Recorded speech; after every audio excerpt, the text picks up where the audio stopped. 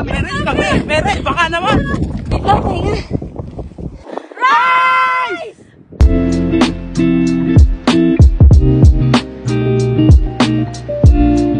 Greetings mga sis! Ano ng chismis? For today, samahan nyo kaming i-explore ang Dorset, England. Abangan nyo mamaya yung mga adventures na gagawin natin. And good morning nga pala from Mr. na maagang nagising kahit sobrang late nang nakatulog. Well, excited talaga yan siya. Sino ba namang hindi ma-excite sa ganitong view pagkising mo? Talaga namang mapapasabi ka na lang ng kay sarap mabuhay. Thank you, Lord! Anyway, syempre sisimulan natin ang umaga sa mainit na kape. At syempre bilang isang mamamayang Pilipino, hindi nawawala ang kape sa umaga. Dahil naging routine ko na nga kasi to for the past 15 years. Pagkamulat pa lang ng mata, kape na kagad. Tried and tested ko na din na naiiba yung mood ko for the rest of the day kapag hindi ako nakakapagkape. Kaya wag na nating i-risk lalo na marami pa tayong gagawin mamaya. O siya tara, tagay! At syempre dahil nakapagkape na, ready na magluto ng breakfast. O diba, yung mister ko all around yan. Driver na, chef pa. Tapos ako, syempre dito lang sa Gedli bilang cheerleader niya. Well, unang-una kasi, hindi naman ako marunong mag-drive. Pangalawa, mas masarap siya magluto, which is very convenient para sa akin. Hehe. Kaya naman, thank you sa aking mister na napakasipag. O, napupuri ka na naman ha. As consolation. Anyway, itong mga niluto pala namin is binili na namin the day before. And medyo heavy na rin para makatipid na kami sa aming gala for today. Well, saan nga ba tayo pupunta? So, ito na nga kasi yung siste. After namin mag-ready, sinuong na namin ng maulang kalsada para pumunta sa destination natin for today.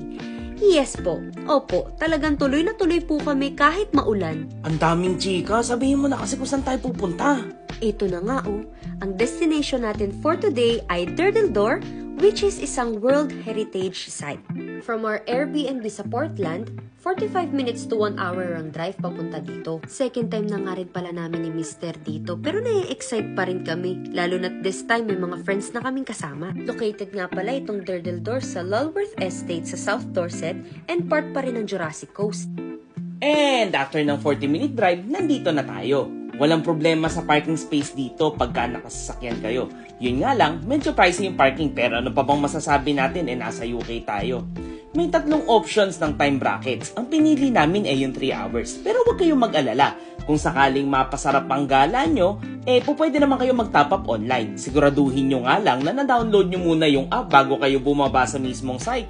Kasi medyo mahirap ang reception doon. Anyway, pag-usapan natin yung mga activities na pwede nating magawa dito. Well, hindi naman kayo mauubusan kasi napakalaki netong lugar na to at napakaraming yung pwedeng gawin. Unahin na natin yung papunuan ng memory ng cellphone. Parang kada 10 hakbang yata, meron kayong angulo na pwede yung pagkuhanan ng picture. Either self-image nyo o yung talagang image lang ng scenery. Pwede. Tulad netong misis ko, tingnan nyo nga. Kung sa swimming naman na usapan, eto nga pala yung Lulworth Cove. Well, sa summer, maraming nagsaswimming dito tulad ng pangalawang punta namin. Pero etong punta namin na to na 9 degrees Celsius, meron na kaming nakikitang pailan-ilan na nagsiswimming. Grabe, ang titibay nila. Well, pwede rin naman kayo maglakad-lakad sa shores netong Durdledor para pagmasdan nyo yung mismong heritage site na yon. But fair warning, merong almost 100 steps pa kayong kailangan babain para marating nyo yung mismong site na yon. Sa mga food trippers na katulad ko, pwede kayong mag-picnic dito basta siguraduhin nyo lang na clean as you go. And syempre, eto na. Tapos na tayo mag-picture-picture kaya samahan nyo kaming mag-hiking. Uunahan ko na kayo ha.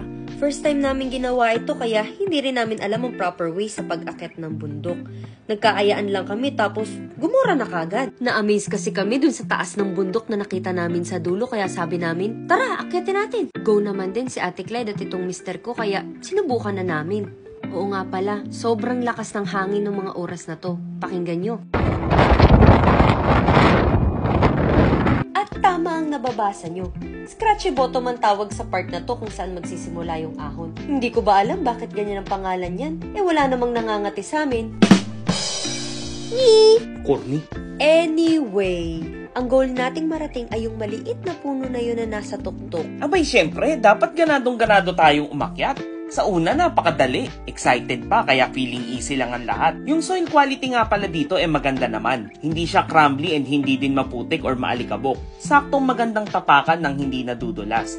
Pero syempre kahit papano, wear proper gears pa rin, lalo na ang hiking or trekking boots. May mga form na hagdanan naman sa iba't ibang parts ng trail and hindi lang iisa yung path kaya walang traffic kung may mga kasalubong man na pababa. Kita nyo nga tong si Clyde. Inisihan lang, nakabackpack pa. Samantalang kami, halhal na. Pero syempre, hindi naman ako magpapahuli. Tatakbuhin ko yan paakyat. Paano ba naman itong si Clyde? Kanina pa daw kami inaantay dito sa kalagitnaan. Gustuhin ko man sanang magmadaling umakyat kaso meron akong karay-karay na ganito na akala mo naman seasoned hiker. Pero hindi, kada kanto hinihingal yan. Pero kahit na napagod kami kakaakyat, kung ito naman yung makikita mo, sulit ang pagod.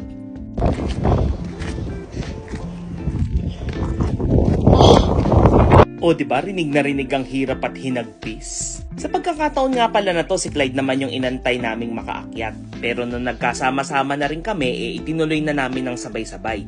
Nakikita nyo nga malapit na yung puno, so bakit dito pa ba kami susuko? Hindi! Ratratan lang. Handang kalagitnaan nga lang medyo nakaramdam na kami ng init at pawis kaya nagtanggal na rin muna ako ng jacket. Sabi nga nila, di baling overdress ka kesa naman sa pagdating sa taas tsaka kalalamigin pero wala kang dalang jacket. By the way guys, wag nyo palang kalimutan magdala ng tubig ha kasi siguradong matutuyuan kayo dito. And yung puno na nakita nyo kanina, eto na yun. Akala namin yun na yung tuktok. Hindi pa pala. May konting kembot pa pala, kaya eto, nagpahinga muna kami. Nainita na ang lahat kahit malakas ang hangin, kaya hala, sige, tanggalin ng mga winter coat. In fairness, ang gandang exercise din itong ginawa namin, kaya naman tinuloy na namin hanggang sa marating ang tuktok. And at last... Oh guys, eto na yung tuktok! Rise! O diba mga baliw? As if maririnig talaga kami ni Ate Royce na nasa kabilang panig ng bundok na to. Anyway, ito nga pala yung view ng dagat dito sa tuktok. Parang namumuti na. Duda namin galing yan sa mga bato na galing dito sa bundok.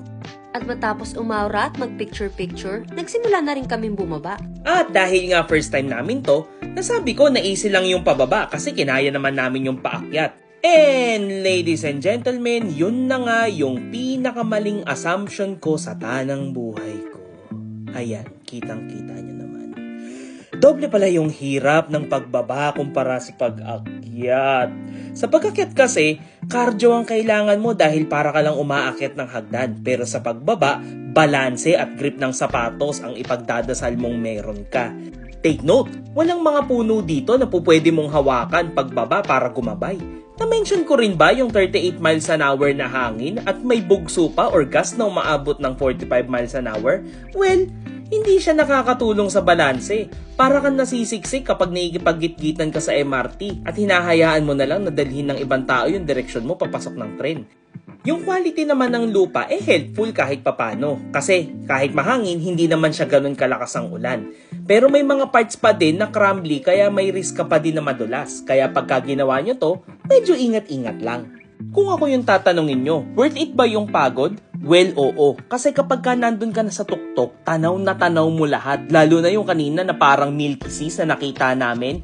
Grabe, hindi mo basta-basta makikita yun kung saan-saan.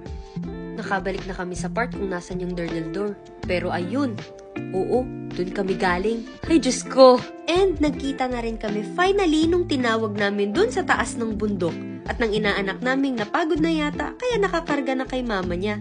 Kaya naman nag-decide na kaming bumalik kay Hamzy. But of course, hindi pa natatapos doon ang paglalakad ng ahon.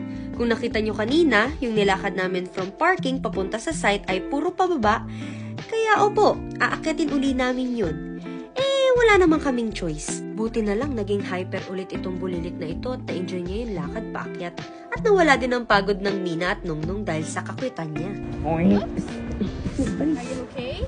I feel better. Faster, Zia! Nakangiti siya eh. Ay, run!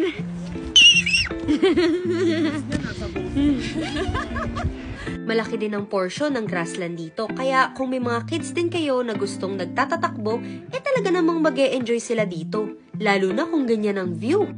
Uwian na, hindi na masaya.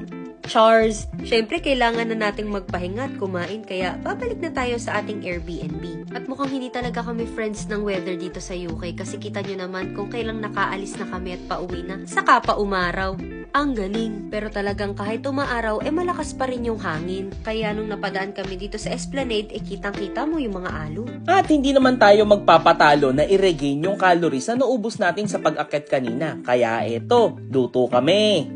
Siyempre, para makatipid, hindi tayo kakain sa labas. Kaya naman nating magluto. Or more like, kaya namang maghiwa ng kamatis na itong asawa ko ng may mapurod na kutsilyo. Habang ako, eto, nagpiprito ng liempo. Kainaman lang dito sa B&B na to is kumpleto naman yung utensils. Pero sana naman pakihasa yung kutsilyo. Hindi naman namin alam na kailangan pala namin magdala ng hasaan.